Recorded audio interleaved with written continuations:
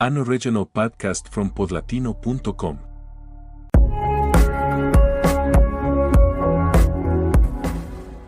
When I slip on a pair of jeans, it feels like I'm putting on something timeless, almost universal.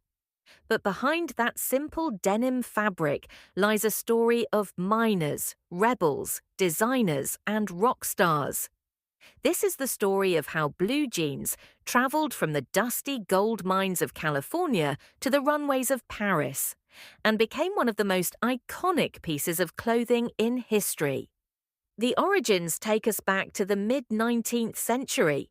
In 1853, a young Bavarian immigrant named Levi Strauss arrived in San Francisco during the gold rush. Strauss sold dry goods to miners, but what they truly needed was tough clothing that could withstand long days of digging, carrying, and working in harsh conditions. Together with a tailor named Jacob Davis, Strauss patented riveted pants made from denim fabric. They weren't called jeans yet. They were simply waist overalls, and they were designed with one thing in mind: durability. The miners loved them. The rivets kept the pockets from tearing. The heavy denim could endure weeks of labor. Slowly, word spread beyond the mining camps. Ranchers, cowboys, and railroad workers picked up on them. By the early 20th century, these pants had become the uniform of the American working class.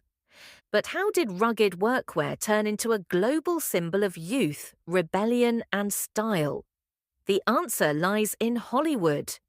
In the 1930s and 40s, Western movies featured cowboys riding across the screen, their denim jeans almost as iconic as their hats and boots.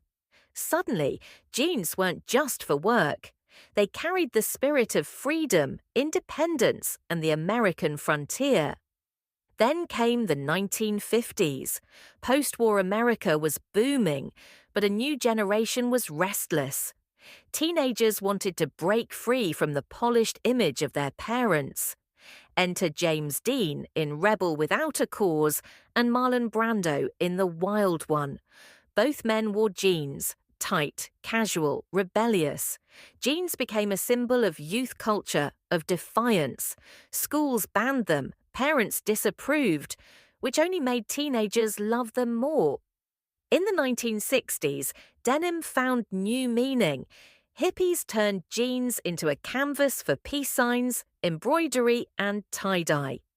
The civil rights movement and counterculture protests gave jeans another layer of symbolism: solidarity with the people, rejection of establishment fashion, and an embrace of authenticity. By the 1970s, jeans were everywhere and designers noticed. Calvin Klein was one of the first to put jeans on the runway. Suddenly, denim wasn't just about utility or rebellion. It was sexy, fashionable, and commercial. Advertisements featured models in nothing but a pair of jeans, whispering desire into the culture. And then came the 1980s and 1990s.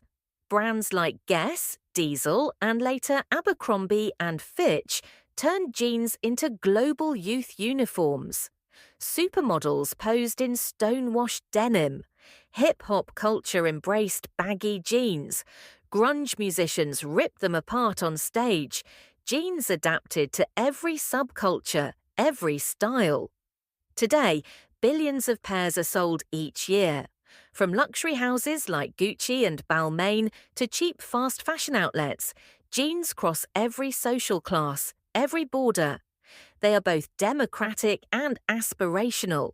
You can wear them to dig a ditch or strut down a runway, and beyond fashion, jeans tell us something deeper about globalization. The cotton might be grown in India, the fabric woven in Turkey, the pants stitched in Bangladesh, and sold in New York. One pair of jeans can embody the entire global economy. But denim also raises questions. Environmentalists warn that producing one pair of jeans can consume thousands of litres of water. The chemicals used in stonewashing and distressing pollute rivers. And the workers making them are often underpaid and overworked. That's the other side of the story, the hidden cost of a so-called simple piece of clothing.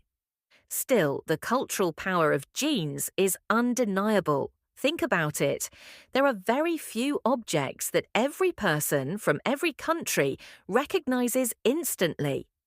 A pair of blue jeans speaks louder than words. They say freedom, rebellion, style, comfort, identity. They can be punk, polished, rebellious, or chic. When I walk down the street and see people in jeans, old, young, rich, poor, I realize that this garment has transcended fashion. It has become language, a universal one, and like any great story, it keeps evolving. Tomorrow, jeans might be more sustainable, digitally designed, or even 3D printed, but their essence, rugged, versatile, symbolic, will always remain. Blue jeans are more than fabric. They are history, stitched in every seam.